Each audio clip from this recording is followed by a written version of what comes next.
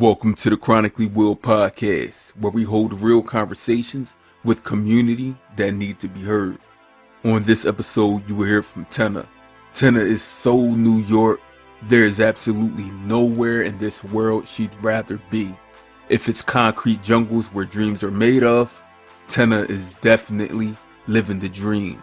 Diagnosed with type 1 diabetes at 20 years young, definitely changed the trajectory for her on many things, but it has not stopped her from experiencing life, love, and her continued pursuit of happiness. It's been 5 long years since her diagnosis, and since that time she's lived through many trials, including the passing of her forever bestie, her father. And as you said, Tenneh, he too has peace knowing you're at peace. Tenneh is a Brooklyn-based art director, filmmaker, and photographer, and she reps it all so well and to the fullest. If you yell, "Is Brooklyn in the house?" it's guaranteed she will say, without a doubt, diabetes will never stop her from doing the things she loves. Tenneh, if no one has told you recently, I want this to be a forever reminder that the things you are doing today are laying the groundwork for current and the future for little black and brown boys and girls to equally know that nothing will impede their progress, because they too will take on and over the world. Thank you, Tenneh, from New York with love. Hi, so my name is Tenneh, and I am 25 years old. I'm from Brooklyn, New York, and I have been living with type 1 diabetes for the last 5 years. 25 from Brooklyn. You've been in Brooklyn your entire lifetime, or I've never lived anywhere else. never lived anywhere else?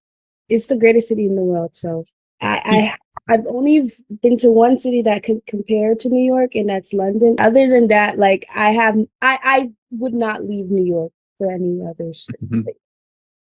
Not even for like the dream job of a lifetime. It gotta be remote. There's just like a beauty and convenience that you get with living in New York. Like, I live next to a 24-hour corner store. Like, if it's like, I don't know, 3 o'clock in the morning and I want a sandwich, I can get it from the corner store. I can't get that in like some random state in, like, I don't know, city in California or South Carolina. Like, it's just a convenience that I appreciate. See, I interviewed a young lady from LA the other day, and she told me, because she actually went to NYU for grad school, and she said she came back to LA because she was like, there's nothing like LA. She said, I can go to the store 24 hours and get whatever I want. And I was like, wow. But I guess it's just holds true to heart. Like, what you love is what you love. I remember being a kid taking trips to New York with my friends. Like, we were teenagers. Someone had a car, whether they borrowed it from someone or whatever, and we would take trips to New York. And I remember being in Brooklyn a lot, like Flatbush, Crown. Yeah, I grew up in Flatbush and Crown Heights. Crown Heights. There was a guy who sold jewelry named Yeri. I don't know if he's still around, but this was many years ago. And we would go there and buy like gold chains and stuff. Like, we were kids, like, not knowing. We were just following a bling trend at the time. Tell me a little bit about life growing up in Brooklyn for you in general. So I grew up in Flatbush, and I'm first generation American. I am from Liberia, and so growing up in Flatbush, it was like I wasn't really around Africans. Like, we had like African hair braiding shop. We had like this one like African market that was like up the block from my house that my mom would frequently go to. But like, separate from like the Liberian culture, I grew up around a lot of Caribbean culture. My babysitter was Jamaican. Like, my mom always says my first solid meal was jerk chicken. Like, she came to pick me up from my babysitter, and my babysitter gave me jerk chicken, and she's like, I guess she likes jerk chicken. So like, culturally, I grew up going to all the like Labor Day parades, the West Indian parades, the carnivals. I grew up listening to the music. So like, that was like the environment of Flatbush. Like, even if you weren't Caribbean, if you lived in Flatbush or you were around Crown Heights, because I went to school in Crown Heights, it was like your second culture, and we just collectively all accepted it. It was like a melting pot of the diaspora. So that was amazing. Grew up very like independent as far as like traveling. I was taking the bus by myself at like 7 years old. Taking the train. Like whenever I tell people that now who don't live in New York, they're like, huh? And I'm like, yeah, that's regular. Like Mhm. in New York, like you're taking the MTA at a very young age and you just trust it that you're gonna be good. You just my parents always told me sit near the bus driver, always sit in the front, always say good morning to the bus driver, and you're good.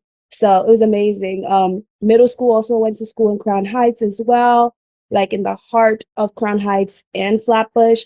And then when I got to high school, I was like, I want to leave Brooklyn. Like high school was my moment to like branch out of Brooklyn because I just felt like it was just too familiar to me. I was going to school with the same people since kindergarten because a lot of people in my elementary school went to my middle school, and I just wanted a fresh start. I wanted a new start. I wanted to be in a place where no one knew my name, and I got to reintroduce myself, especially dealing with people mispronouncing my name my whole life. I'm like, okay, I'm gonna go to a school where I'm not gonna allow people to mispronounce my name, and I'm gonna be able to, you know, be myself because growing up in the neighborhood or in the environment I was in, a lot of the creative things I was into, I would get bullied for it, or like things that were like outside of the box, people would, judge me for it. Like, for example, I like Justin Bieber when I was a child. A lot of kids in my school didn't like Justin Bieber. Like, they loved hip hop music, and I liked hip hop to an extent, but like, I wasn't Mhm. periodically listening to like the popular songs and stuff like that. I was listening to Justin Bieber, I was listening to One Direction. And when people heard, they're like, ew, you like that white people stuff. And I was like, I Mhm. want to be in an environment where I can like these things and Mhm. feel very comfortable and meet people where they are that are into the same things as Mhm. me. I had a friend who I still talk to her every now and then to this day. Her name is Destiny. She was one of those people who I could lean into to talk about those things that weren't like culturally normal. So by the time I got to high school, I went to high school in Times Square. So it was different. It was a culture shock for me because I was actually friends with people who didn't live in Brooklyn. Most people I was friends with didn't live in Brooklyn. It was very strange. And if they lived in Brooklyn, they were on the other side of Brooklyn. So that was something that I had to get adjusted to. And that's how I met my best friend. She lived in Brooklyn, but she lived in Bushwick. So completely other side of where I live. But it was still exciting to learn for them and just hear different types of New York accents and learn different parts of New York culture. And I would say that friendly to the person that I am today, and I'm very appreciative of it. So you went to high school in Times Square. So you even traveled more as you got older with Yeah. zero fear. And you mentioned something, Justin Bieber. Did you go to see that original Justin Bieber concert in the movie theater when it came Oh out? yeah, yes. Um, what year was that? 2010 or 11. Yeah. You know how I Yes, recall? I have two nieces that are 25 and 21. mhm. And these are my sister's kids, and I remember taking them to the theater to see that. And I remember even at the end of the movie, it was like, and it was in a 3D theater. There was like uh paper mache going up in the air at the end. Like I remember it like it was yesterday. And that was a Mhm. good. That was a good experience. It was. Baby, baby, yeah. And I never, at that time, I had never gone to a concert. So 3D movies really felt like an actual concert experience for me. I remember watching that movie and being like, wow, this is so cool. Like seeing someone become famous from YouTube. Like he was one of the like first people to like really Right. make it off of YouTube. It was so fascinating. Mhm. And people don't realize that that's where Usher saw him. Yeah. Yeah, people were expecting Usher to bring him out during the Super Bowl. I was personally because I knew that he was an understudy of his, but Mhm. he's dealing with a lot right now, and Yeah. yeah. I didn't So expect him for that. Yeah, for that exact reason. you said your family are Liberian, Mhm. and you're the first one born here from your family, Yeah, my generation. first of your generation. Mhm. Now, do you see like a connection between the Liberian culture and the Caribbean cultures. We know that a lot of the people in the Caribbean islands came from places like North Africa, West Africa, a lot of those places that are now in the islands, the US. So do you see a direct connection? Like, Yes, definitely. Diaspora is very strong. Like sometimes when I talk about the names of different fruits with like my Jamaican friends, we're like, "Oh my gosh, you guys do that too?" Or like the type of like breakfast we'll eat, or like the different vegetables or provisions like cassava slash yuca. Like there's a lot of like similarities in our diets. There's a lot of similarities in our lifestyle and like just how our parents like raise us to be. Like the diaspora is very strong for sure. Even down to like this one word, like so in Liberia, we'll say picking, right? In Jamaica, they say pick me, and it all means the the same same thing. thing. Yeah, it like a small child or like a young person. It's the same thing. Considering we all really truly derive from Africa, it's great that a lot of those cultural things were able to continue as they went through the islands and Mhm, made their way here to the States. mhm. And you also mentioned like you're creative. What do you do as a creative? Yeah, so when I was in high school, I developed a passion for being behind the camera.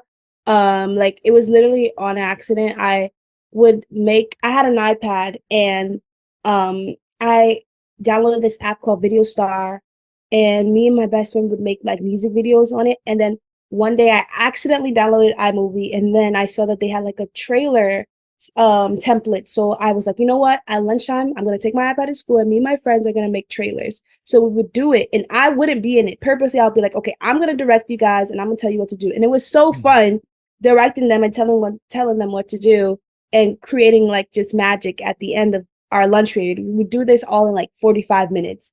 And we had a school news and I saw that on iMovie they had a news template. And so I think it was either like the spring of like 2014 or like right before like the semester was or the school year was gonna end. I reached out to my principal. I was like, I want to take over the school news. No one pays attention to it right now.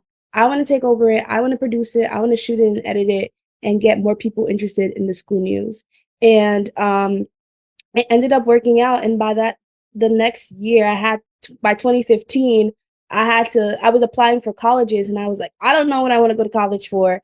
And Mhm. then I really thought about it. I was like, wait, you can go to college for film. Film. It makes sense. Go to college for film. You like creating behind the camera. Let's turn this into an actual thing. And so that's where my passion for filmmaking came. And then by 2017, I got my first camera and my dad was like, you need to also learn photography. You can't just have a camera and not learn how to do photography. You gotta do both. You gotta learn how to do both. And then I taught myself how to do photography through YouTube and like just meeting other photographers and stuff. And then I just became like a visual storyteller. And then fast forward to like 2021, that's when I graduated from college. I was like, okay, um, I applied for a fellowship and I got an opportunity to work at an advertising agency as an art director, and that fellowship turned into a full-time job. So I would say I'm a art director, filmmaker, and I'm a photographer. And yeah, so right now I'm doing that freelance until I can find something full-time. And you're only 25 years old Yeah. and you're taking on and over the world. Mm. Seriously, like I jotted down, I'm just gonna give you like I was jotting down some notes, things, and I was like, wow, what isn't she doing?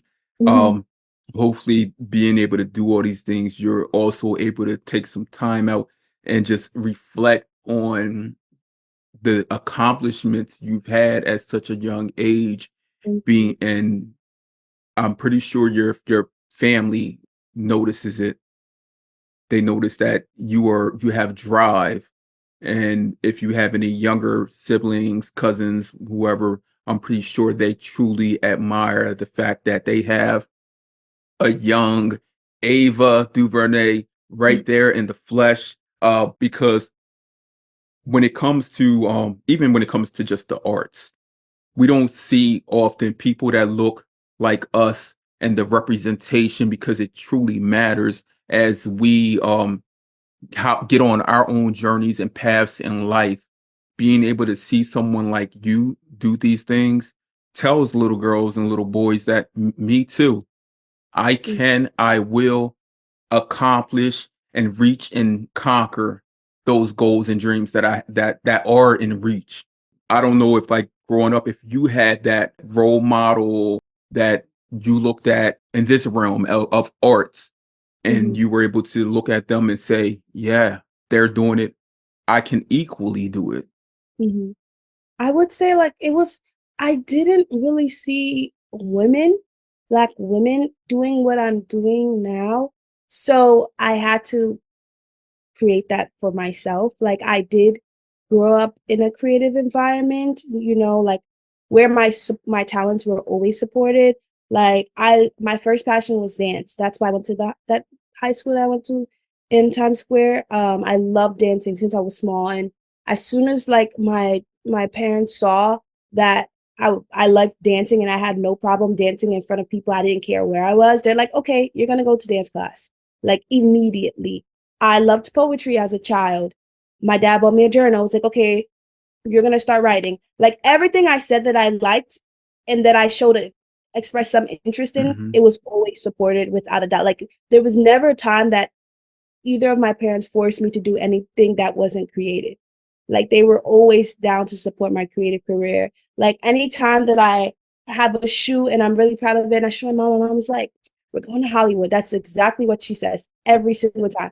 We're going to Hollywood. We're going to Hollywood. So I would say like my parents' support inspired me to do what I'm doing now. Right. And to some people that see you even near and afar, you are Hollywood. Thank Like, you. last week, I had the opportunity to record with someone in the community. I don't know if you know Antoine Gibson. He's a saxophonist from Atlanta, and Mm-hmm. he was telling me how growing up in Atlanta, he always had the opportunity to be involved in the arts.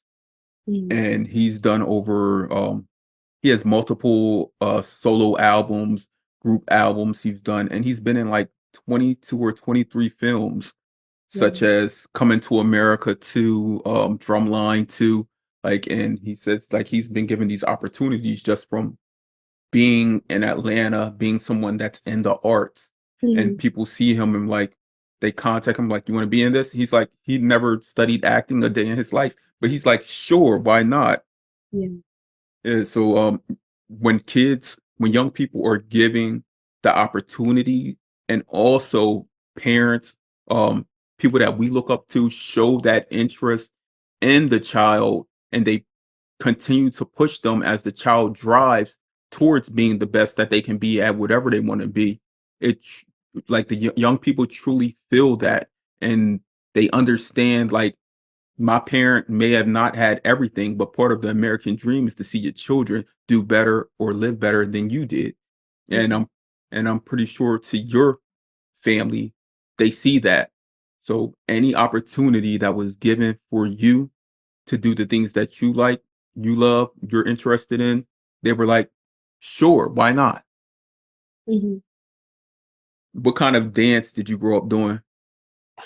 Ballet, African dance, jazz. When I got to high school, it was mainly like jazz and like musical theater. Did you ever have dreams of going to prestigious places like Juilliard? No, it was like I don't know. I think once I got to high school and I started doing a musical theater consistently, I realized that it wasn't something that I wanted to do forever. Like I was passionate about being on stage, but something just switched in me in 2014 when I picked up my iPad and I realized that no, I want to be behind the camera. I don't know what it was, but like I just had this like feeling of freedom and peace just being behind the camera.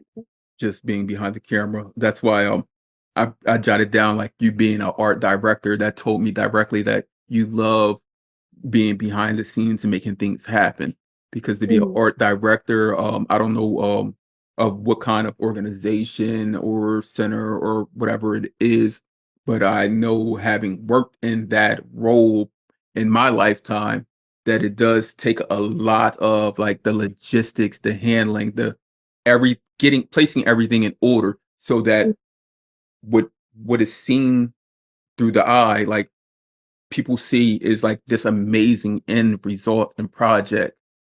But Mhm. being the director, I'm pretty sure that through the entire process, like you're achieving goals. Yes, exactly. Yes. What type of film do you do? So I've worked on a few. I think I worked on like maybe one or two documentaries, but I really focus on like short films, mainly like short films that are inspired by the hyphenatedness of being Liberian American.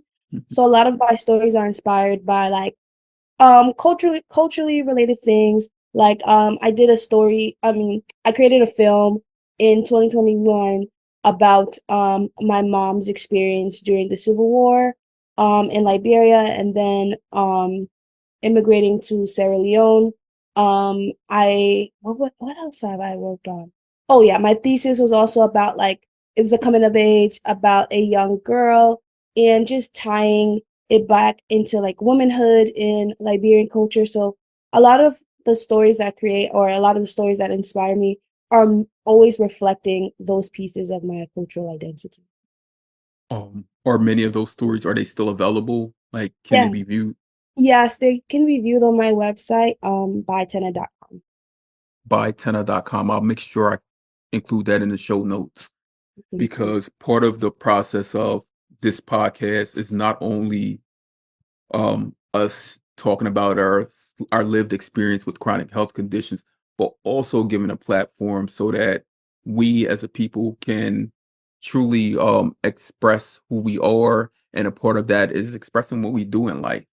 Like Mhm. if you have anything that needs to be promoted, I will continue to promote it as much as you want, Thank because I mean, I treat us all like we're family, Mhm. and it's the equivalent of you grew up in a city, you had neighbors that may have needed things, a cup of sugar. Mhm. This is my cup of sugar. Mhm. So Thank you. I'm gifting that to community. Um, Tell me a little bit more about your family, because I've heard it mentioned at least 5 times already. Mhm. Um, have you been to Liberia? Yes, I've been to Liberia. I went to Liberia for the first time in 2022. The reason why I went later on in my life is because when I was younger, Liberia was experiencing a civil war. Um, they had two different civil wars, one in the 90s that caused my mom to come to America, and then another one in the early 2000s. And obviously, I was a child in the early 2000s, so it just wasn't the best infrastructure for me to fly into. So I didn't go, yeah, till 2020 and 2022, and it was delayed but not denied, but it was the greatest experience ever. I ended up going twice that year. Um, it was like my homecoming. Coming. Yeah, like my homecoming celebration. That's how it felt. And I felt like it was so important at that point in my life for me to just reconnect with my roots even further because prior at the top of that year, my father had passed away. So returning back or like, yeah, returning back, even though like I wasn't born there, it felt like I was coming back. You were. Yeah, so returning back there just felt right in that moment, and I went with my mom. It was an amazing experience just meeting everyone that I've always heard about and seen pictures. It was so but it was also so strange and overwhelming to an extent because you are meeting like 30 cousins in one day and it's like, "Oh, I'm your cousin. I'm your Mm, cousin. I'm your cousin." And you're like, "You're my cousin, but you're also a stranger." So that in that sense it felt weird, but it also felt very familiar and it was easy for me to feel comfortable. I also felt really great going to the village where my mom grew up in Cape Mount. That's like northern Liberia near Sierra Leone. That was amazing to experience. It also felt great eating Liberian food there versus eating Liberian food in America. It tastes way better over there. And just like dispelling a lot of myths that a lot of people put on Liberia who haven't been there in so many years. Like when you see for yourself, it's like everything you guys are saying is like, I'm not saying it's not true, but like it may have been true 20 years ago, 30 years ago, but it's not true for 2022 or Right. You 2023. can live a normal life. Yeah. So Everything isn't you're everything isn't dictated. yes. And another thing that I appreciated about being there was just like not having to tell people how to say my name.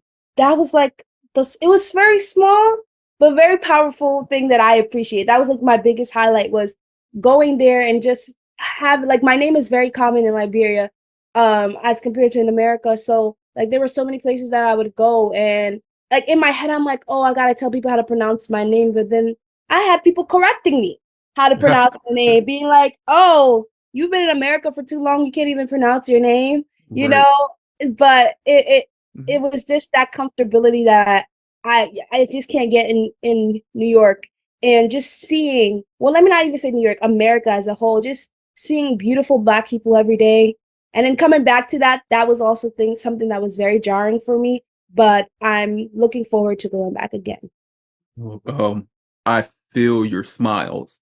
I Mhm. see them, but I feel them because the way you're telling this story of your coming home, you're coming like you even probably just touching the earth, smelling the air, the aroma, um, feeling the earth in general Mhm. probably brought a part of a presence in you, something that you didn't even know was there. You didn't know you were missing this link to life until you actually sh showed face and stepped there in the land and was like, "I'm home."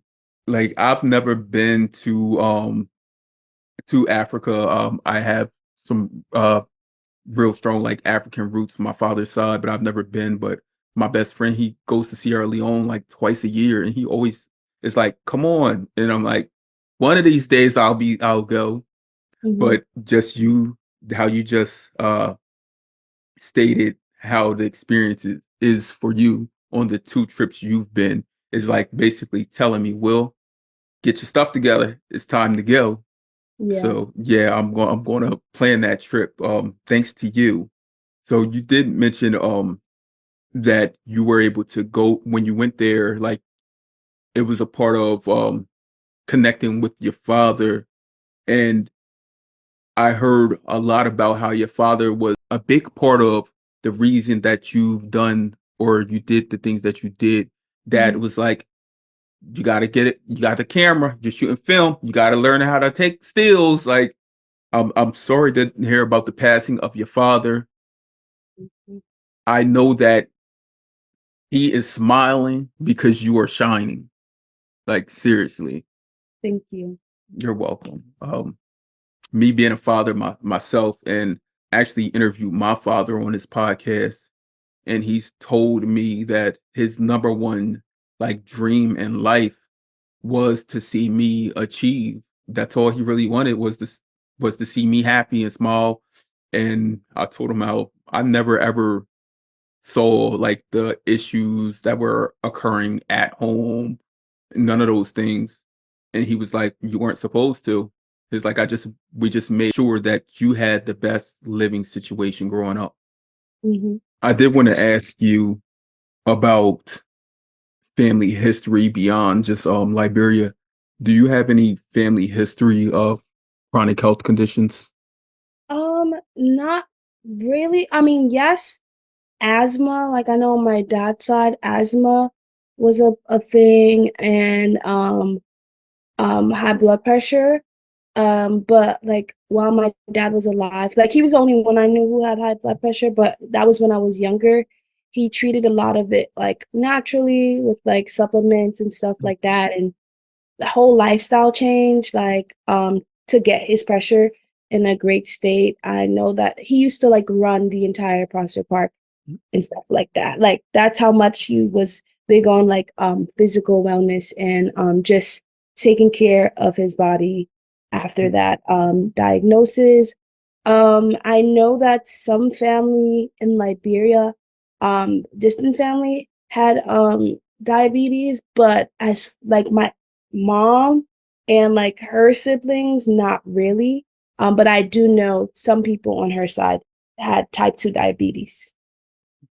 Yeah, I have found that to find another person in your family with type 1 diabetes, especially with people who have family that are not here in the States, it's very hard to identify what type of diabetes they had because Mhm.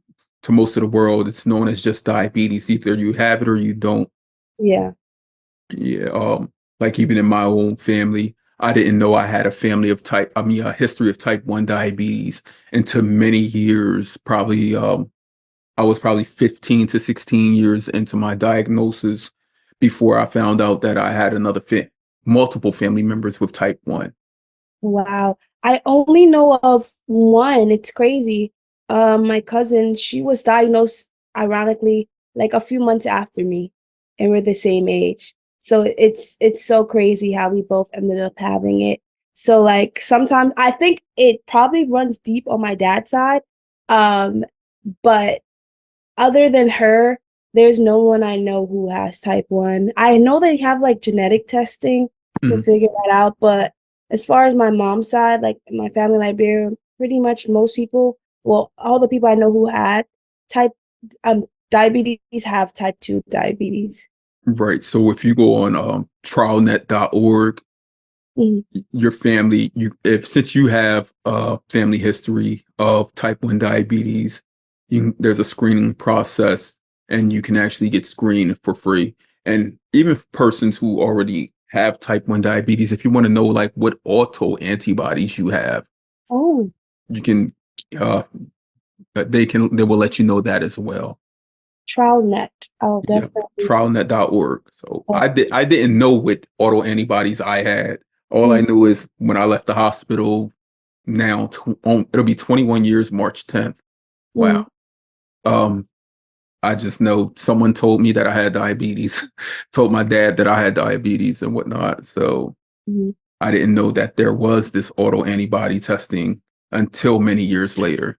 I think when I got diagnosed, I remember that obviously I was doing so many like blood works and stuff, and I still have all the like papers to this day from the hospital. I remember them showing me something and being like, well, you have this amount of beta cells left and this percentage of insulin left in insulin producing cells. You have Mhm. about, I think they told me I had about like 20% at that time when I spoke to the endocrinologist.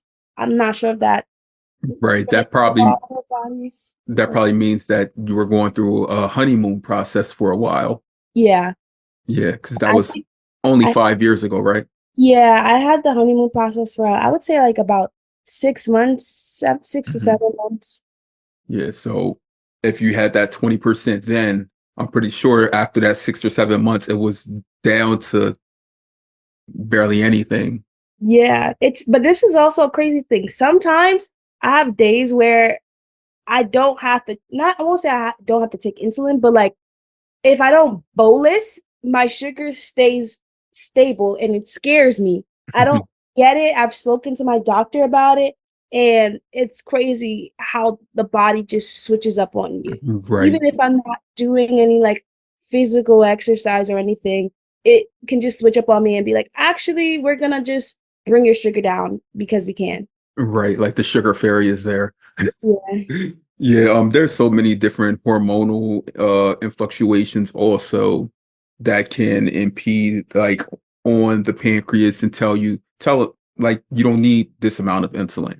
Mhm. Like so there's so many different things. I've talked to people who've actually not bolused for weeks, just taking basil and watched as their blood sugars stay flat until one day that spike does occur and Mhm. then they have to give it, and then it keeps on reoccurring. Yeah. So it's almost like that honeymoon process is like regenerating again.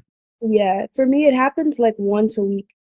I mean, like Mhm. 1 week out of the month, or like I would let me not say even a week. It's like maybe like 2 to 3 days out of the month that always happens to me. Now, do you feel as though is that like more so during like Like your menstruation period? Usually like the week after it that I've gotten it, I've started to like keep track of the pattern, and that's usually the time it happens. Hmm. It actually happened very recently, but like so I was actually saving this story. I was like, I have to tell this story. So I had to use my glucagon for the first time. I've never had to use it in my 5 years until last week You used it because on yourself? my mom used it on me. Okay. And it was because of this, like this random occurrence, like that just happened to have happened. But it was like it wasn't it so I have kept track on the pattern of when it's supposed to happen. And this month it just didn't come after my periods, which just didn't make sense.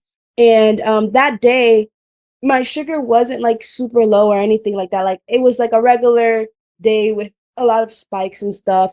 Hmm. And I know I usually get low at night. That's like I get really low at night. Like I sleep through my Dexcom alarm sometimes. It's really bad. I've changed my sounds several times, but something about me sometimes, like if I'm really tired, I'm just gonna ignore it. It can be lasting in my ear. I'm just gonna sleep through it.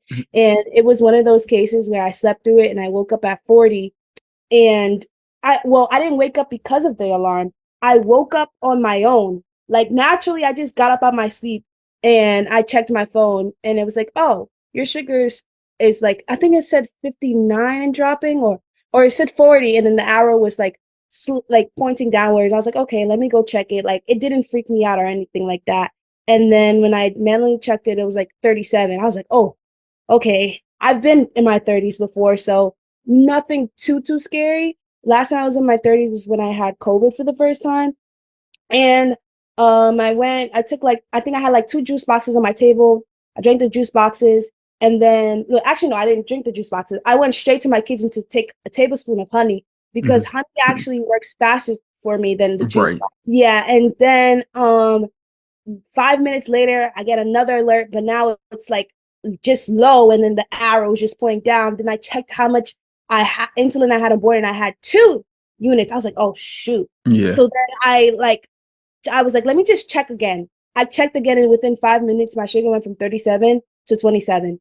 I was like, oh my God. And had a panic attack. I started crying because I've always heard about people's experiences with glucagon. Like every time I met someone who had type 1, I immediately was like, have you ever used glucagon? Mhm. What is it like? It was just like a mystery to me of with that experience. So I didn't know what to expect. And I thankfully had recently gotten a new glucagon that my doctor prescribed for me. So it wasn't the one in the box. It's a new one that I don't know if are you familiar with the new one? Um, Gvoke Hypopen. yes, that one. Yeah, I literally just got it like 3 months ago. And I have to thank the Juicebox podcast for telling me about Gvoke Hypopen. That's where I know that from. Okay, yeah. So, and I always taught people, my closest friends, how to use the like original glucagon, and it was always very complicated to me. I would always think to That's the one myself you like, have to mix, right? yeah, this is a lot to tell someone who doesn't even use needles how to use. But thankfully, yeah, this was very simple. My mom is also a nurse. She's never used the Gvoke HypoPen. She's only used the actual glucagon on her patients. So like she in that moment is like trying to figure out how to use it. And I'm like, it's so simple. All you gotta do is pull the tab, just pull the tab. It's like an EpiPen. Literally. And when she injected me with it, I was so scared of the pain because I'm like, what if this needle is so thick? Like, I didn't know what to expect. I'm just like crying, terrified of what's about to happen. And then, like, I remember the taste in my mouth of the glucagon. And I was just like, I felt very weird. I felt so heavy. Nauseous. Yeah, I was just stuck to the couch, just like this, laying down, just terrified of like I didn't know what was gonna happen. I didn't know if I was gonna throw up, like I saw on the thing. Like I just didn't know what to anticipate. But like after it was all over. All I could do was like thank God and be like, like thank God I woke up when I did. And it wasn't because of the Dexcom. I just naturally woke up on my own. It was as if someone like an angel whispered in my ear and was like, get up now. As I call them, the diabetes gods. Sometimes they pop up when we least expect them. Literally. And I in that moment I was just like, thank God. Then my doctor also changed the pen. Changed my prescription to this. Like it was just perfect timing. And that experience in the last week has like made me be even more on top of my diabetes. And even though like I know I perfectly prepared the best way I can to avoid that low, like in that at night I had a snack, I had a fig bar before I went to sleep. I got really high from the fig bar. I took 3 units. My sugar was like I think it went up to 265 from the fig bar. I didn't bolus for it because I knew I was going to go to sleep and my pump is automatically, correcting me. And I was like, okay, let's just give myself 3 units, even lower than what the pump actually recommended for me to correct. And I thought those 3 units would have kept me, stable. And in that, I just, when I look back at the situation, I'm like, what if I actually gave myself the full like 6 that it wanted me to take to correct that? Like it would have been an even worse situation. But situations like that kind of spike my anxiety with diabetes. That's like the one thing that I've been trying to work through in these last 5 years is like the anxiety around sleeping through lows. Yeah, anxiety goes hand in hand with living with diabetes. Seriously, I don't think there's one person I've spoken to that doesn't have high anxiety, whether it's from severe lows or hyperglycemia, stubbornness. We all experience it, and I'm glad that you were able to um notice when you woke up, like your body while you were having an out of body experience, and your mom was actually there to be able to administer the Gvoke hypo pen. Did you actually tell your mom, or she just knew? Oh yeah, I told her because she was in the kitchen and I didn't tell her what my numbers were at first because I'd never like her to panic because Mhm. my mom doesn't physically panic, but she knows I do go low. Like that's the one thing that she's always like, she knows that I go low often. But I just didn't want to tell her the number. I was like, oh, I'm like 40 something, but I was taking the honey and I was like, okay, I'll be fine, I'll be fine. But then when I saw 27, I was like, I have to tell her. Like she's literally getting ready to go to work. I have to tell her what's going on. And she wasn't showing me that she was nervous, but I know she was scared. Right. Because anything below 30, um, you can expect to have a seizure come about. Mm-hmm. Yeah, it's the natural reaction. Yeah. And I hope that well, it's always a lesson learned, but the fears of insulin are real, and the fears of going low are real. I just hope that through this lived experience, I mean, you're able to live another day, and also, I mean, you learn more. So, on that night, I don't know what night that was, if you jotted it down, because how you were stating that sometimes you go low during the evening, and also you may have a week where you don't need as much insulin. So just jot down that actual day, that time of day, so then you will know moving forward. So say if it was on a Thursday at 11 p.m., the following Thursday at 11 p.m., if I am to do the same routine with the fig bar and the insulin, expect to drop low. Yeah. But at the same time, the way diabetes shows up, you always expect the unexpected, because you may go high next Mm-hmm. time, right? There's no one way fits all type with diabetes. It always changes. There's an altering in it nonstop. Like no two type ones are the same. Yeah, exactly. It's very, yeah, it's very challenging. I would say one thing that I have had the stubborn highs, but it's mainly like when I'm sick. Like recently I was in the hospital or emergency room like two times in the last 3 months for like really bad highs from being sick. Um, didn't have a proper diagnosis on what I was sick with because it wasn't COVID or it wasn't the flu They or didn't. You weren't in yeah, DKA.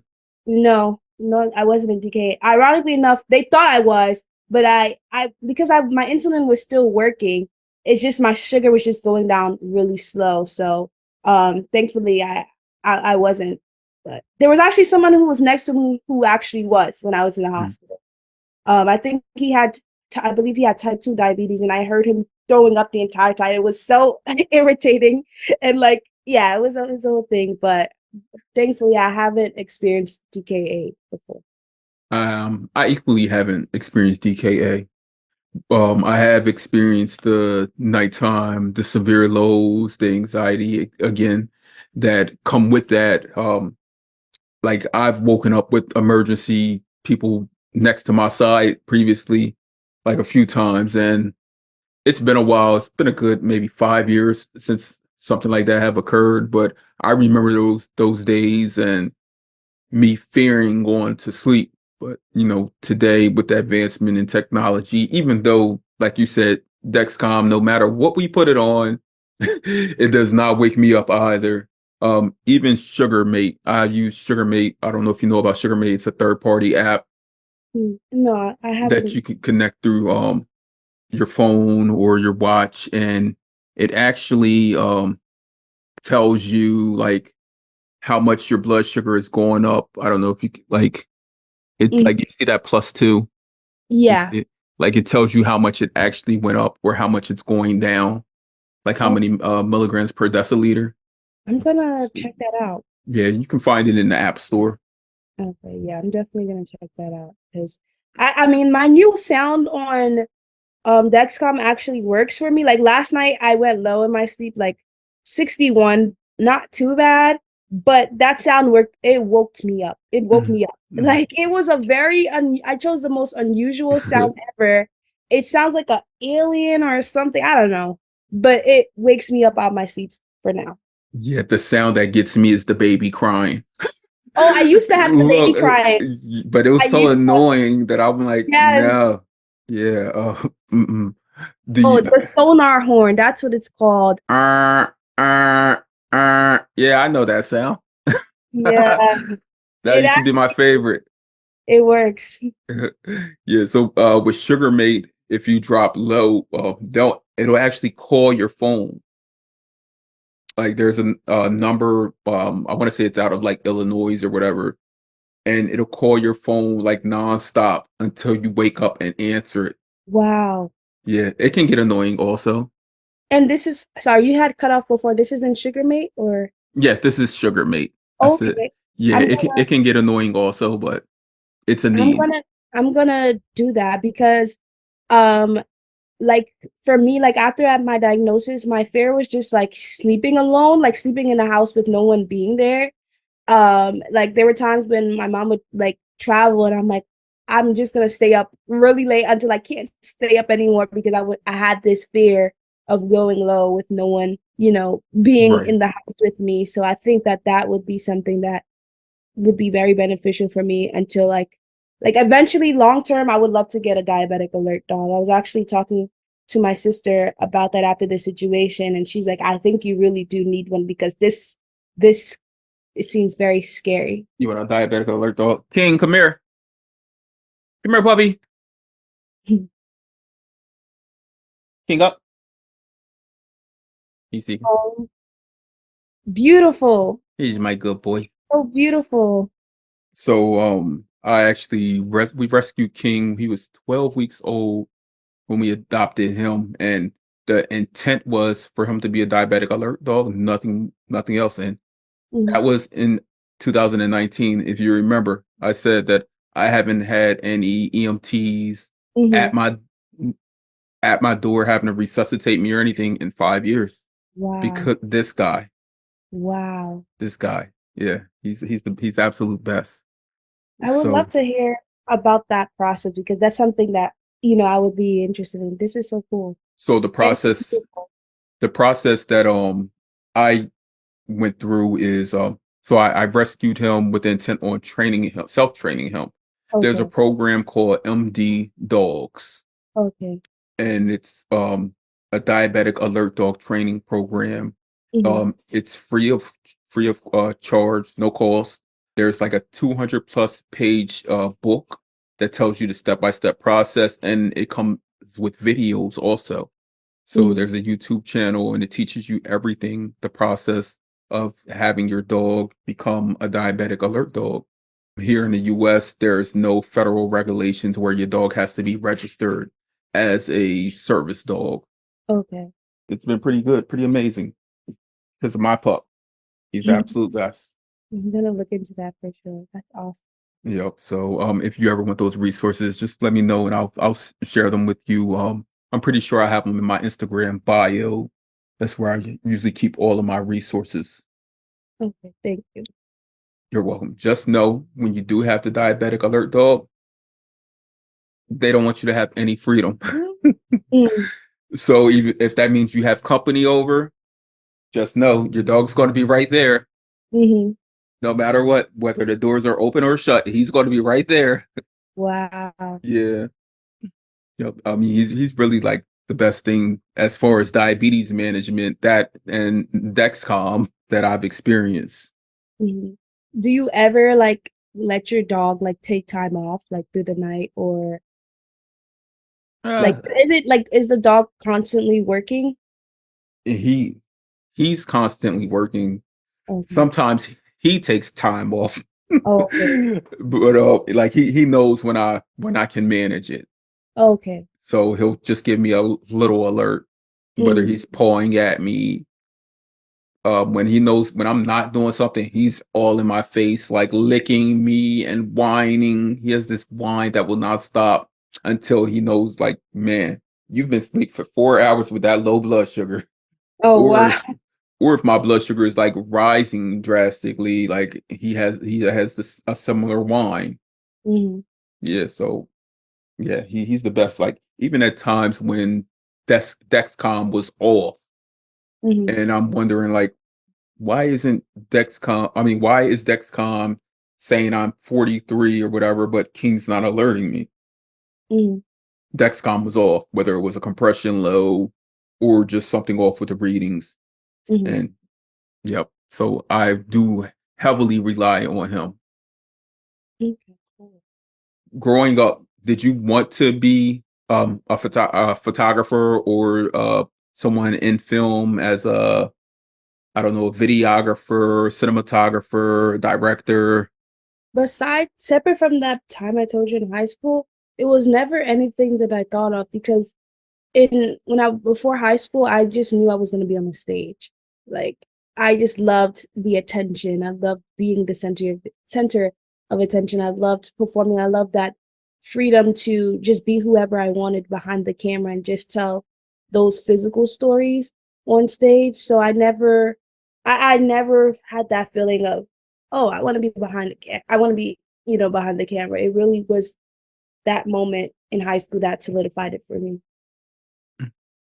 Yeah, because I did hear you state that you were at first in front of the camera, basically on stage, and now you want to be behind the camera. I hear that with a lot of people who are in the art industry. Mhm. Um, because if you spend a whole lifetime of creating or being a part of it, now you want to be the creative person of it Yeah. behind the scenes. But I know that at any given moment, probably if you needed to be the center of attention again, you could easily be that. Mhm. So, what's some good advice you've received as a person living with a chronic health condition? Hmm. Some good advice I received. Hmm. Like it could be even minimum, like something you wouldn't even think of advice, but to someone out there in the free world, that could be advice. Like make sure you get a Dexcom. Don't go to sleep with insulin on board. Oh, the advice that I would give? Well, the advice that I receive, I would say, is from my endocrinologist. It's just like diabetes is always going to be highs and lows. Like something as simple as that has stuck with me because I feel like a lot of diabetics find themselves trying to be perfect Perfect. by that time they go to their next endocrinologist visit and try to make sure the A1C looks good for that visit. Like just trying to make sure they're on their P's and Q's for that moment. It's kind of like an inspection of the good work Right. or the bad work that you've been doing in the last 3 months. And I had to come to terms with the fact that I'm not like you shouldn't try to make your sugar levels look good just for the 3-month mark. You should try to aim for a healthier lifestyle altogether. And the advice that I would give to a type 1 diabetic who's listening to this, or anyone who's dealing with a chronic health condition, is like, numbers don't matter. Like, they really don't matter. It's so easy to get caught up in the numbers, whether you're looking at your blood sugar numbers, or you're looking at your cholesterol numbers, or you're looking at your high blood pressure numbers, or your weight and other things like that. Like, those things don't matter. It's all about how you take control over what you can control. And we know that in this life we live, like, there are so many things at stake that we don't fully control. Our Mhm, bodies, that's ours. We own that. So mhm, being as much control of it as you can. And also don't treat yourself as just an object such as the numbers, the highs and lows. Treat yourself well. You know, we do hold high expectations for ourselves, but also when we talk about chronic health conditions, we know that there are things that occur that we don't have full control over. So all of the small the successes that you have, celebrate them. Celebrate you. Make sure that you align yourself with a community that also celebrates you. Because in this thing called diabetes, often it it's followed with a lonesome. We feel mhm, as though we're the only ones that's truly dealing with it. But mhm. now that we do have this space, we know that it's more than just us. Yeah. I read through your notes a bit and you mentioned diabetes burnout, and diabetes burnout is real. You're in year 5 living with diabetes. I often hear people compare, and like, I've been living with this for 50 years and you're complaining about this. That living with it for a day is a lot. Yeah. Living with it for a month, a year is too much. So on the day that the cure is here, what do you think you're going to do? The day that the cure is here, I am going to take a long nap throughout the day without checking my phone. I'm gonna I That's love my that. whole I thing, love that. because the anxiety that I get, like, I feel like since I've gotten diagnosed, I've had a strong attachment to my phone, and I would love to go outside without my phone one day and just feel okay. I would Right. love to go to a club without having a bag full of so much stuff. Like, it's very irritating. Like, as a woman, like, I want to be able to have those cute little purses, but I Mhm. can't carry those cute little purses, and they don't hold all my diabetes stuff. So those are the two things I'm gonna do. I'm gonna sleep all day without checking my phone, and go to a club or go out with like a really tiny little purse Mhm. that only fits my lip gloss just because I can. People not living with a chronic health condition, I don't think they fully understand that the concept of how we have to manage this not 24/7. It's nonstop. Mhm. Because when we think of people saying, I work 24/7, I'm always on a job. No, this is nonstop. Mhm. There's no end to it. So Mhm. yeah, being able to, like you said, carry like the least amount of things, the most minimal things out of the house with you, or being able to just carry nothing out of the house with you, knowing that once you reach your destination, you are going to equally be okay. So on that day that the cure is here, we're all going to celebrate. I might just book a flight to whereverville. Yeah. Yeah, and just go, just fly away. Eh, Yeah. I have TSA pre-check and clear, and I never get to fully enjoy the luxuries of it because I always gotta wait for somebody to pat me down. Yep. And so another thing that I would do is enjoy my TSA pre-check and my clear the right way. Hmm. Usually when I travel, obviously the longest part is just waiting for a female pat down. Like, that's always the longest part. Every time I go to the airport, like, I'm usually breezing through everything, Mhm. because of like the pre-check clear combo is really immaculate. Like best purchase I've ever made, but it's always that always takes the longest amount of time. It's just waiting for someone. But if I didn't have to wait that long for somebody, like I feel like my security experience would probably be a lot shorter, probably be like 5 minutes or less. Right. Someone not living with diabetes would never take that into consideration. They would not think of just something as small as having a female being able to pat you down, Yeah. because we know that worldwide, when it comes to certain jobs, such as even like security, it's predominantly male dominated. Yeah, being able to just share that we need more females in this field to Yeah. be able to assist people so that literally we can just be meeting on like an equitable line as far as when it comes to just screening to take a trip. Mhm. That just always makes me like takes me back into like thinking about other things, not knowing that women here today in modern society are not treated equitable. Not only are you a woman, you're a woman of color, you're a woman of African descent and background. Like there's so many things that should be highly promoted, Mhm. but instead you're receiving the opposite.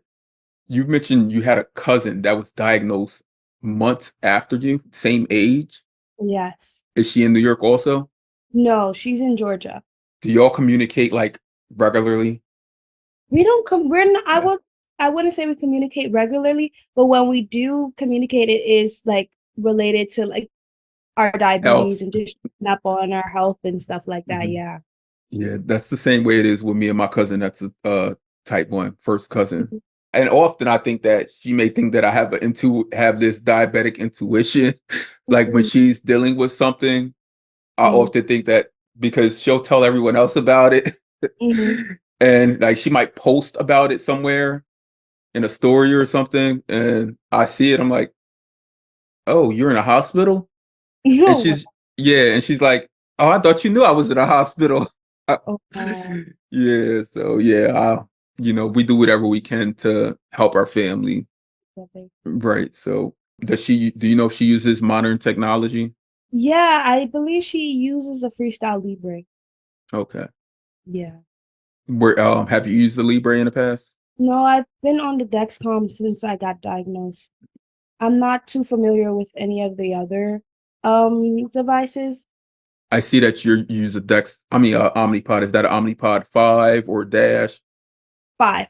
Omnipod 5. Mhm. So that frightens me a bit that you use the 5 and at times you're going low to a point where it's not automatically adjusting, like And reducing. and it's crazy because it does do that. Right. It just I guess what happened recently was just the hormones in my body.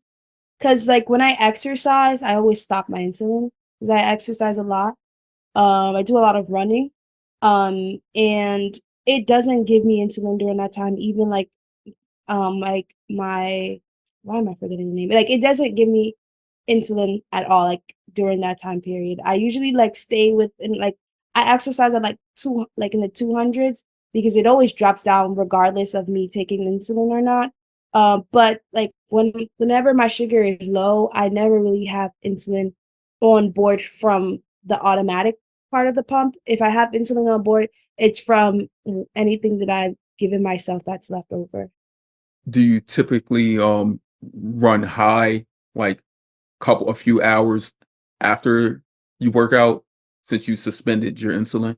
Maybe for like I usually run high for maybe like 2 hours most after I suspend my insulin. It because while I'm exercising, it is dropping. Like for example, yesterday, I think I started at like 240, and by the time I finished my exercise, I exercised for like 40 minutes to an hour. It was going down. It was like 180. And it wasn't going down it was going down steadily. And when I restarted my insulin, I think my sugar went down within like an hour.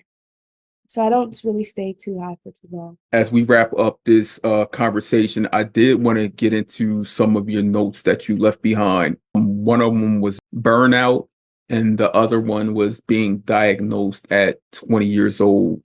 We did get a little bit into the burnout, but could you give me more about how burnout shows itself to you?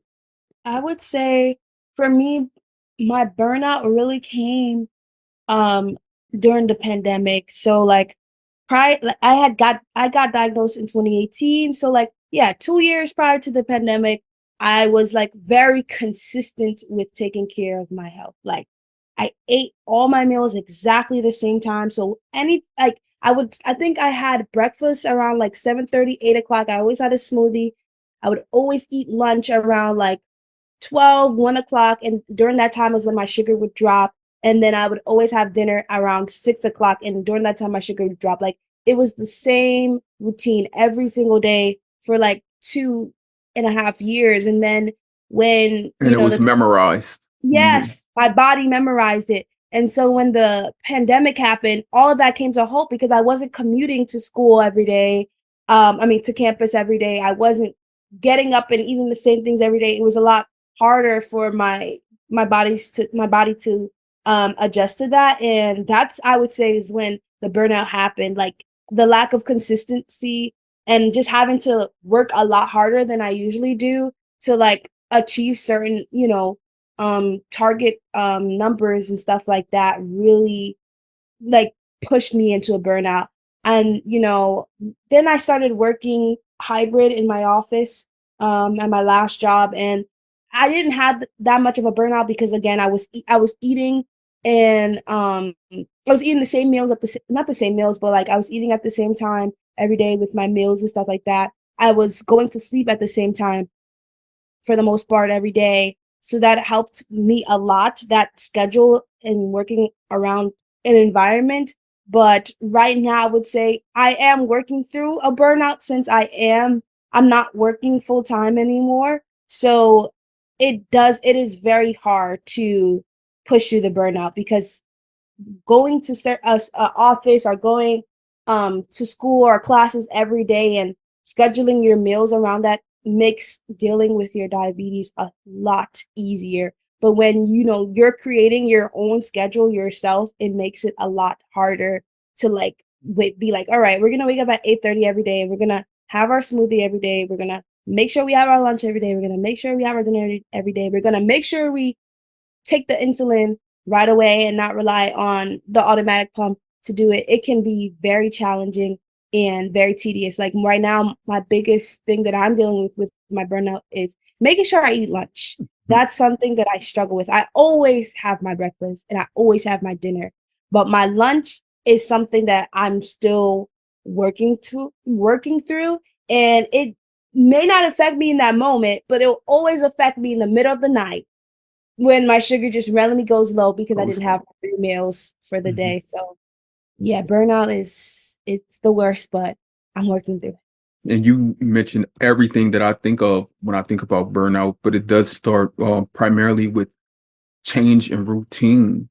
Mhm, We spoke earlier about it doesn't matter if you were been diagnosed for 1 year or 50 years, but mhm, people who I do know who have been diagnosed for many years, like older people who've been diagnosed for 40, 50 years, they said that one of the ways like growing up, they didn't really think about diabetes is because they followed a routine or a regimen that was like almost like military style, where mhm. this is what they did at these times, and they didn't deal with things such as burnout.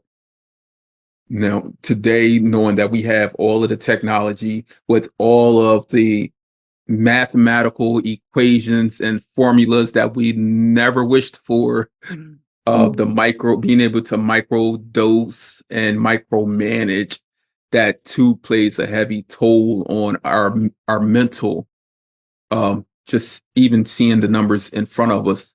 But at the same time, we wouldn't take that back for anything, because those numbers that we have at hand truly do show us the that we have the ability to reach the greater outcomes and what we call the longevity that is life.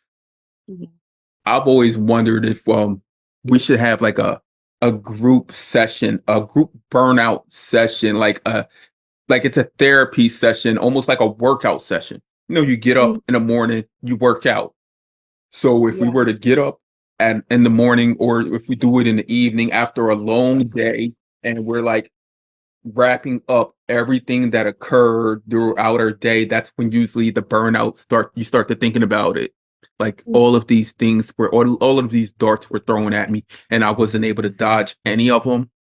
And they're still attached to me. So at the end of the day, if as a group we could come together and we could have that, not only that big kumbaya woosah moment, but also just to express fully like burnout is hell, Mhm. and let's figure out a way to work out, like to work through it together, even if Yeah. that means as a group we need like we're having like a workout session or Mhm. whatever, just something that will Push help. and keep it. Yes, Mhm. help us push through, keep like accountability, clear our mental space. And we know that if we have people that are going through the same challenges that we may go through, such as burnout, that we can also in that space be unapologetically ourselves. Mhm. Like we can work out and we can throw things. We could break things, we can journal, all Mhm. types of things together. So yeah, that's something I'm going to write down and keep a note of for Mhm. future reference. That sounds good. Now, you and I have something similar, something in common. Every guest I've come across, besides diabetes, we have something in common. And our commonality is being diagnosed at 20 years old. Wow. Wow, that's so cool. 'Cause Yes, I've I have never really seen anyone who got diagnosed older. So this is cool that we both got diagnosed at the same age. yes. We, for the most part, we were on a path or a journey in life. Upon diagnosis, we knew that there was nothing that was going to alter the path that we were on. Mhm.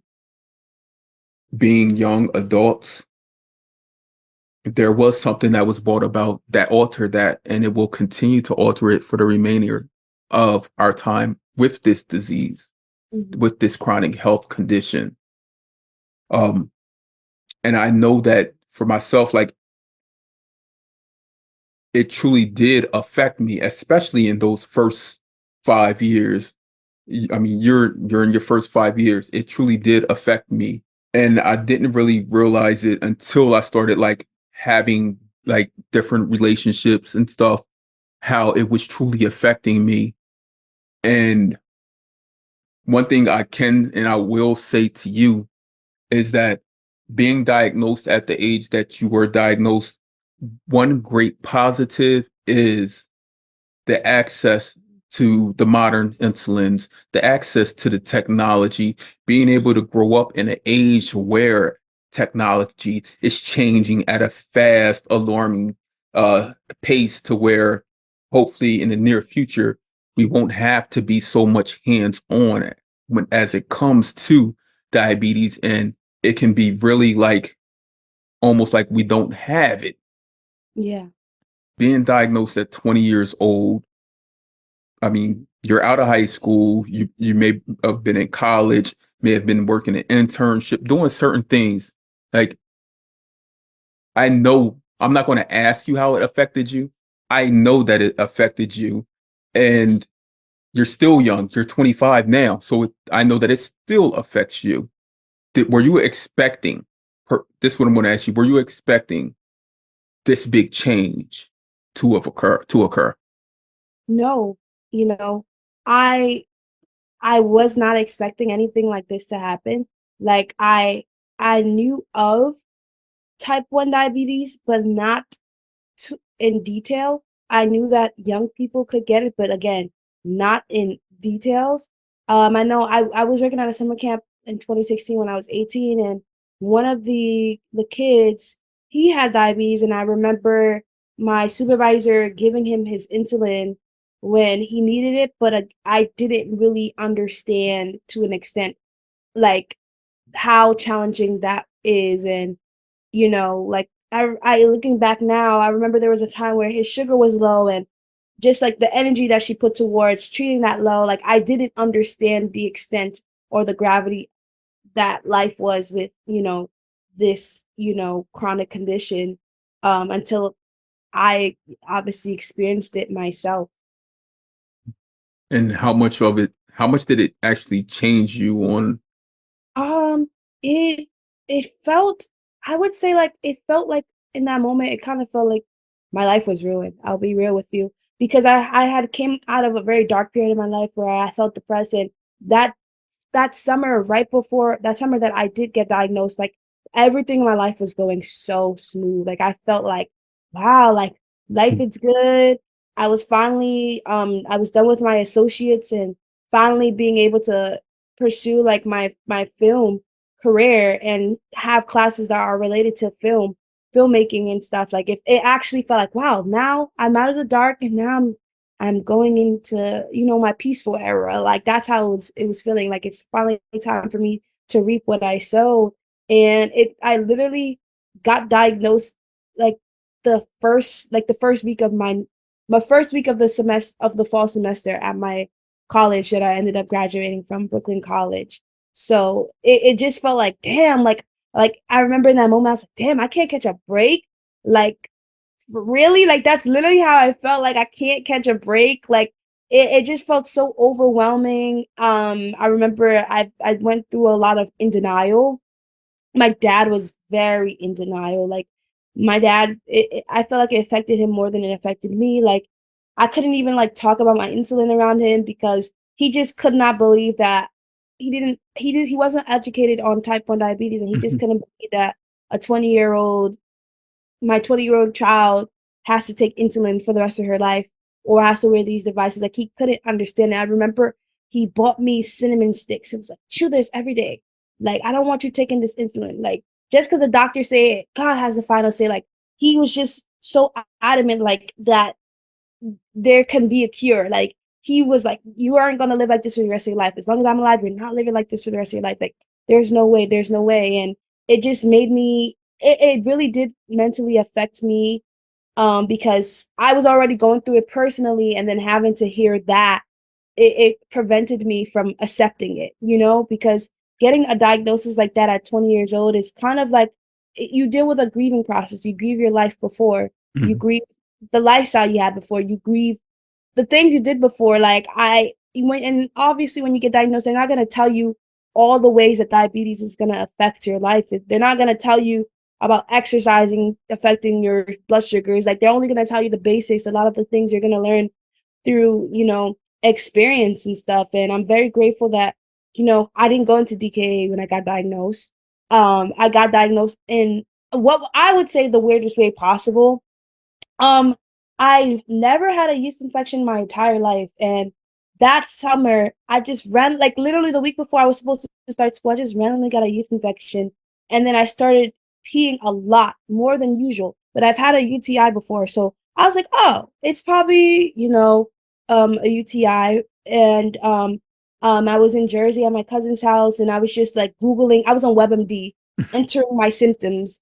WebMD was like, yeah, you have diabetes. Diabetes. And I was like, I'm only 20. This is not real. There's no way. I'm WebMD, yeah, exactly. WebMD yeah. is always over exaggerating things. So There's no way I have what your auntie has. and then I started thinking about everything that I ate, because I also knew that diabetes is a result of how you eat. Right. Well, in some cases with type 2. So I was like, okay, maybe I shouldn't have eaten that Danish, because my mom had recently bought Danishes from Costco that were so good. It had like a cranberry paste on the top of it, and I was like, maybe I shouldn't have eaten this. I remember overthinking and then kept coming back to myself and being like, girl, it's just a yeast infection. And maybe yeast infections also make you pee a lot, because again, I didn't know. I've never experienced a yeast infection before. So I just treated it with over the counter medication. And then my intuition was like, after a week, I was still like peeing and stuff. I was like, okay, I think I should still go to the doctor though, just to make sure I treated the yeast infection right, because I was just associating the two together. Mm-hmm. And went to the doctor, and at that time I started going to the doctor by myself, so I didn't have to go to the doctor with my mom, and I was still seeing a pediatrician. And I told her, I was like, yeah, I have a yeast infection. And she's like, okay, yeah, I think you do have one. And I was like, and I'm peeing a lot. And she's like, are you thirsty or anything like that? Or like started actually Mm-hmm. asking if I had hyperglycemia symptoms. And I was like, no. She's like, okay, but I'm still gonna test you, do blood work, just because I want to make sure. Like, she was that kind of doctor that really like always went above and beyond for me. But like, or what some doctors would consider the bare minimum. That's what you're supposed to do. But that doctor is the reason why I got my diagnosis. And fast forward, like maybe a day or so later, I was in class and I had my phone on Do Not Disturb. I was in my screenwriting class, and I had like 8 or 10 missed calls from my doctor. And then she called me on her personal number, and I saw it. I'm like, why is my doctor calling me? Calling me. And then I saw a message from my mom saying, oh, your doctor called me. Please call me back ASAP. It's about your test results. And so as soon as I got out of class, I called her, and then she's like, yeah, your sugar is high. You need to go to the emergency room. Your doctor called me. And my mom was sounded very calm though. So I'm like, okay, now I can call my doctor back, And she's like, hi, yes, your sugar is really high and you need everything's gonna be okay though. Everything's gonna be okay. You need to go to the emergency room. I already called them, but everything's gonna be okay. She just kept reassuring me that I was gonna be fine. And it's crazy. The night before that diagnosis, I knew something was wrong though. Before they called me that night, I couldn't sleep because then I started getting thirsty. So that was the last symptom that came before Mm-hmm. I went to the hospital. I was so thirsty. It felt like I had like a desert in my throat. I'll never forget that feeling. And what did I drink? Fanta. I didn't drink water. I drank Fanta. I drank cups of lemonade. I drank Fanta because I was like, oh, I'm thirsty. Maybe soda's gonna cure my thirst. And I kept peeing like every like 10 minutes. I did not go to sleep. Non-stop. I kept peeing. I didn't know the soda was making it worse. And my mom, when she woke up in the morning, she was just like, something doesn't feel right, whatever. Back to the day I got diagnosed, I went to call my best friend to tell her, like, oh my gosh, like, this is what's happening. And she's like, I'm here for you. And I was like, what do you mean you're here for me? She's like, I'm physically here. My plan was to surprise you on campus because we didn't go to the same school. So I saw her, and she's Christian. So she immediately was like, we're going to pray about this and you're going to be fine. And then I saw my other friend from high school. We also went to the same college. When I told her what happened, she was just like, do they think you have diabetes? And I remember looking at her and being like, why Like, would why you is that say the first that? thing you say? Why would you say that? Like, I was just like, no, but like internally I felt attacked. Like, Mm-hmm. why would you ever suggest that I have diabetes? And then my dad, I went to him and he took me to the emergency room, and he was so calm. He was just like not seeing it as like a big deal. And as soon as we arrived there, they were like, this is the onset diabetic. She needs to be seen stat. And I was like, They huh? knew who you were. I was like, onset diabetic. I'm like, why are these people calling me diabetic? And they didn't even test me for Right. nothing. I was like, these people are just quick to judge me. And then the doctor tested my blood sugar. I think my sugar was like 300 or something. And then the nurse he was also West African. He and my dad like loved that. Like whenever my dad would meet another West African, he would always feel more comfortable in the Mm-hmm. space. And he gave me insulin, and they were like, okay, we're gonna give her this amount of insulin, just talking in medical jargon, what at the time felt like medical jargon. And like it was a lot of waiting. And then finally a lot of doctors came in the room, and they were like, it's not a common case, but like your daughter has diabetes. We don't know which one yet, but it's more than likely type 1. But yeah, we're gonna keep her for a few days. That was like literally how they told me. And in that moment, I didn't realize my life had changed. I saw it as just like, oh, maybe this is just something that if I eat good, I'm gonna like work my way Right. through it. Get Like rid I of it. realized that day in 2018 was going to change the rest of my life. And even after the 5 days that I spent in the hospital, I still was like, this is not this is just I'm just, It's I'm temporary. ill, but like, I can't see how it's physically affecting me, Right. but I know that, oh, I'm gonna be fine. Like, this is the last I'm gonna hear about diabetes. And it wasn't until I actually met with the endocrinologist, a pediatric endocrinologist after that, like maybe 2 weeks later, when she confirmed that it was type 1 and was like, okay, now this is what you're gonna do, and you're gonna do all of these things or whatever. That's when reality set in for me, and I remember crying in the car and being like, "What the hell? Like, why did you do this to me, God? Like, why are you? I won't say punishing me, but like, why are you giving me this? Why me, Why did basically? you Like, give me diabetes? why exactly? Why do I have to have diabetes, you know? Like, I felt so ashamed, like, because and no one was telling me what caused it, and there was a lot of mystery behind that, obviously, to this day. And I just felt so like I didn't even know how to tell my friends. Like, I didn't know how to tell my friends. I just felt so ashamed. I was like, wow, like, I did this to myself. Beat myself a lot, beat myself up a lot about it. Before I got my devices, I think I got my device like I'm 1 month into my diagnosis, but I probably spent like maybe 2 to 3 weeks with doing finger sticks and having to do my injections with my pens, but I would be so scared to check my blood sugar. Like, if I was out, like, I would go to the bathroom. Even looking back at it now, I'm like, why the fuck did I, dude, I'm so sorry for cursing, but like, why would I go in the bathroom to do that? Why was I so scared to give myself insulin? Because I was so ashamed of that. And now that I am 5 years in, I'm like, wow, I wouldn't do that. I don't care anymore. I'm giving myself insulin everywhere. I wear my devices proudly. Even when I got my devices, that was when the change, like, I found confidence in my diabetes. Like, Mhm. when I got my Dexcom, oh, I was so happy. I was like, oh, I have something to show off. Period. This is my badge of honor to show off. And then when I got my Omnipod, like, I think like about 4 months after that, like, I was just like, I don't care. I'm gonna wear outfits that purposely show off my devices. Like, I loved the pride that it made me feel. And ultimately, obviously, I got to where I am now, but it took a lot. It took me being patient with myself. It took me allowing myself to grieve my life before. But now, like, if like, would I go back to that lifestyle, I would probably eat differently, you know. But diabetes has given me a sense of responsibility that I appreciate and I'm very grateful for. Yes, I hear it in every pitch, every tone. Yeah. Um, I hear it in your excitement. Because it started off like very like much filled with sorrow. Hmm. Like you were talking about how like your dad was like, no, you don't have diabetes. There's no way. You had a friend who was like, you got diabetes. And then when you get into the hospital, they're like, onset diabetes.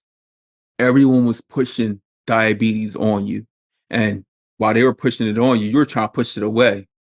Hmm. But today we celebrate because today you know that you have diabetes. Diabetes doesn't have you. Yeah. Like these devices that I wear, that I rock, they're mine. Hmm. They make a part of my life a bit easier. Yeah. There's no burden placed on them, even Yeah. though the years before or months, whatever, before these devices, I may have looked at diabetes like basically like, get out my face. Like, Hmm. but today you recognize like, okay, diabetes is a friend to me. These Exactly. devices are a friend to me. So I understand like exactly being diagnosed at 20 years old, what what you knew was ahead of you. Just know in the 5 years since your diagnosis, we filled up these papers on everything that you've done. Like seriously, you've you've made history for Exactly. yourself, for for your family in Liberia, like all over, for your father. You're living these dreams, these things that for many people they seem unattainable once they get the diagnosis of a chronic health condition. But Mhm. like I said, there's going to be families that listen to this. There's going to be little black boys, little black girls that see you, hear your story, and they're going to say, Mom, give me the devices. Because Tenneh said once she got those devices, basically her cape was put on and she was able to go out there and not only save the world, but save herself. Mhm. Yeah, so I thank you. I truly appreciate you for telling your story. And as we close in on this, is there anything that you want the community to know, or any advice, anything you want to give or share to the community? Because this is your space. I'm promoting you. Thank you. And thank you for creating this platform for people like us. Um, I guess what I would say is just grace. Like, simple, just grace. That's what you need to survive every day, is just grace. Like, you can do everything in your power to keep your sugar stable, low or high, or keep other parts of your body stable, because diabetes isn't just blood sugars, also has other effects on your body. But as long as you have grace, you're going to be good. As long as you have grace and you're patient with yourself, you're always going to be great. Thank you. I appreciate you for joining me on the Chronically Well podcast, where we hold real conversations with the community that need to be heard.